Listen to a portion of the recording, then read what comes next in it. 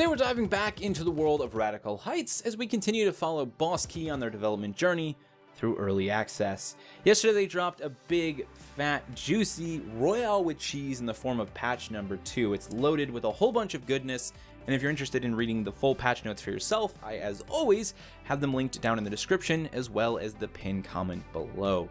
We're going to go ahead and dive in and hit up all the big stuff here. I had a chance to play with the patch for about 4 hours last night. Came away with some good impressions of a lot of the new introductions, as well as had a chance to experience some of the new changes being made to the game world. That's right, patch 2 as well as a lot of their future patches are going to be focused around updating the map, adding new buildings, and making art passes to many areas. Patch 2 specifically started to remove a lot of the gray box environments and locations and update them with actual buildings, actual landmarks. But I did also notice specifically in Garden Grove, beyond the gray boxes, some of the buildings that were already textured got swapped out for more interesting locations. This is a great thing. You know, the game has a lot of its gameplay mechanics established, so bringing the world to life and presenting Radical Heights as a more established theme and atmosphere within the dome, I think is very important to, you know, adding appeal to the game and also just making it a more fun place to be. Obviously, firefights are important, and dropping in these locations and having a great firefight is great, but if the game world around you looks cool and feels like you're a part of something when you do that,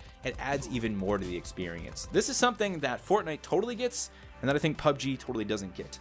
I love my firefights in PUBG. I love some of my favorite locations. I love diving into Pochinki just for the hell of it to see how long I can survive with a shotgun only with my brother in duos, but the greater world of PUBG is just kind of like meh, you know? They haven't really embraced any specific theme other than, hey, it's kind of a realistic game. Whereas Fortnite totally understands their theme and has gone all the way with it. Season 4 is an amazing example of that, blowing up several locations, including the Dusty Depot, with a meteor to create a new location that's more interesting, that also has little superhero drops. Like, they totally get it. That's why people love that game. I want to see Boss Key do a bit of the same. Like, yes, this is supposed to be a domed off portion of Los Angeles in the future. That's great, right? We see locations like the Burger Commando and the Laundromat. We definitely want more of that, but we also want to see it exist as a competitive game show environment for the Giannis Corporation. They started doing that with patch 1 actually. We've got some camera posts located throughout the game world now, kind of recording the action, you know, broadcasting it to the larger world.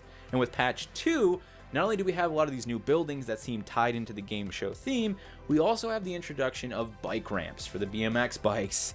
Yes, I'm so stoked about this. This is exactly what I think of when I talk about embracing that Radical Heights theme, you know.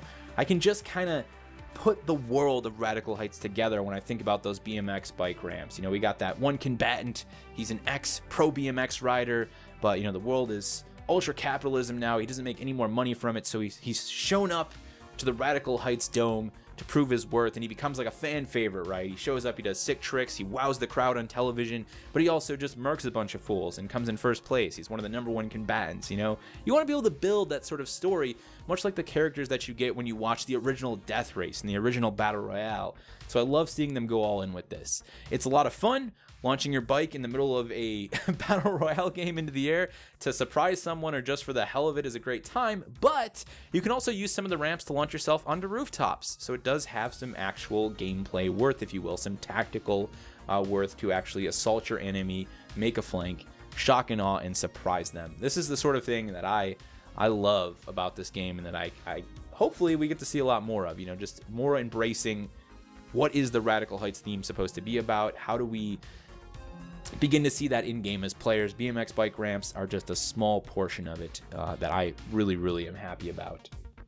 Now, moving beyond that, we've got a lot of substantial changes to the weapons. The weapons have got a huge balance pass. I'm only going to hit on the big ones here. You can, again, read the full patch notes if you want to see all of them. The AUG and the FAL have had their damage reduced. This is great. Those were two very powerful weapons.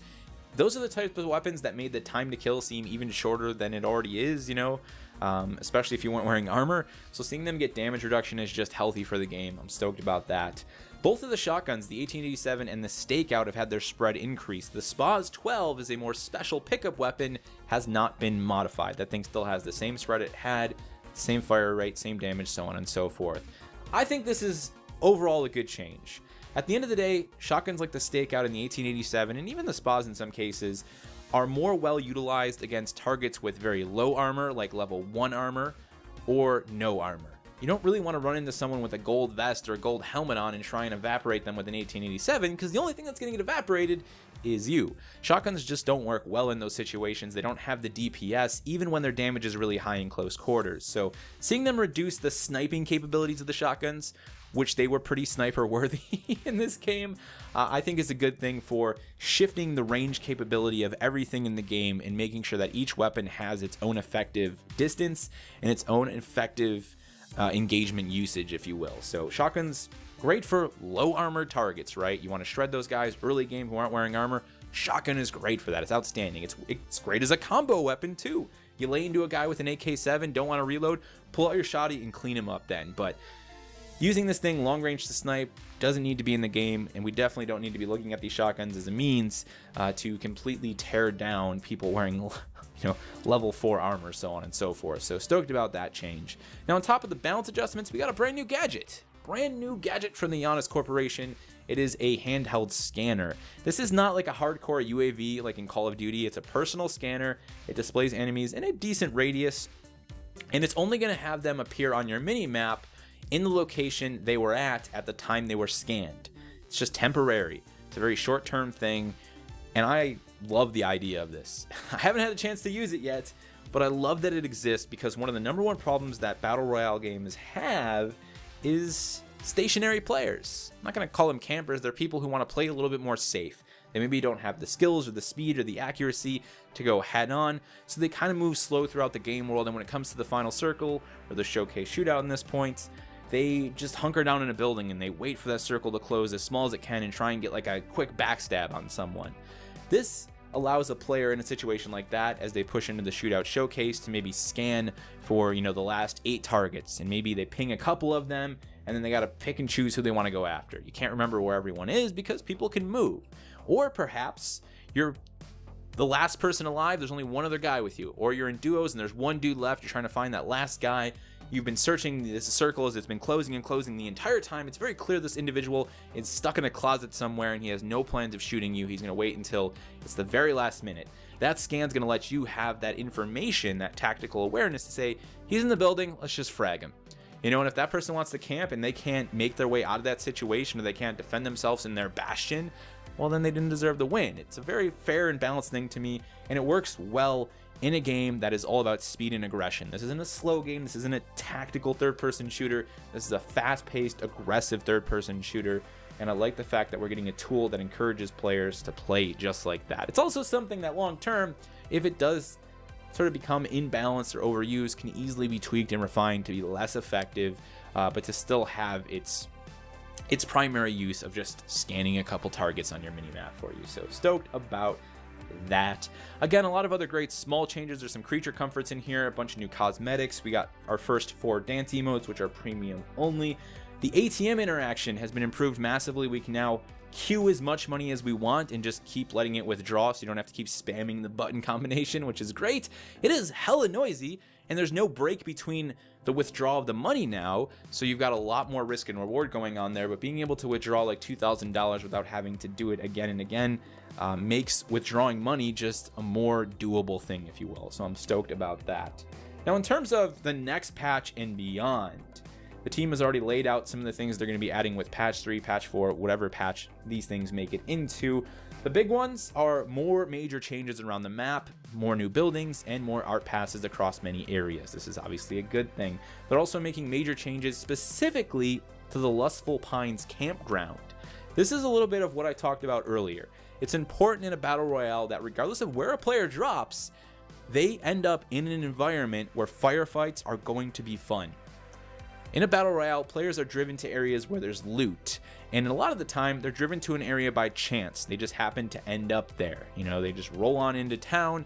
So if they end up in that environment, they deserve to have an environment that's going to encourage good firefights and the usage of many of the abilities the game has to offer. You don't want bland locations. You don't want locations that don't encourage good firefights, that don't allow for flanks, so on and so forth. So to see them focusing on a specific location, especially a key landmark like Lustful Pines, is a very good thing. There are a lot of areas of the map that I already really like the Hedge Maze by Garden Grove, so seeing more areas like that pop up and become more prevalent throughout the game world is just going to give us more landmarks to attach ourselves to, just like people love Tilted Tower for whatever reason in Fortnite, and I love Pochinki as just a go-in action shotgun area of the map in PUBG.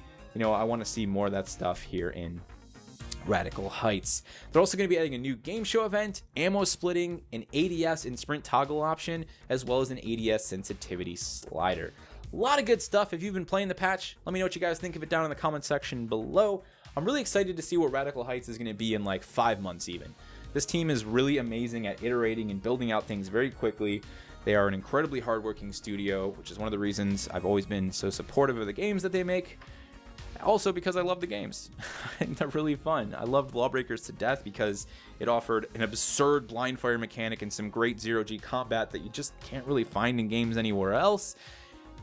And they were able to reiterate, and they were able to build on that game very quickly. When I played it in closed alpha, it didn't have much of an identity. It didn't really embrace its zero-G environments. And then like 6 or 7 months later, I played it in beta, and I was like, this is it. This is Lawbreakers. This arena shooter, a little bit of hero shooter in there, but these two really unique mechanics that I love to death. So even though they plan on being in early access for a year, I think we're going to see great progress in just the next 5 months. And I'm stoked to see the future of this game. They did mention squads a little bit. I know a lot of you guys have mentioned that to me.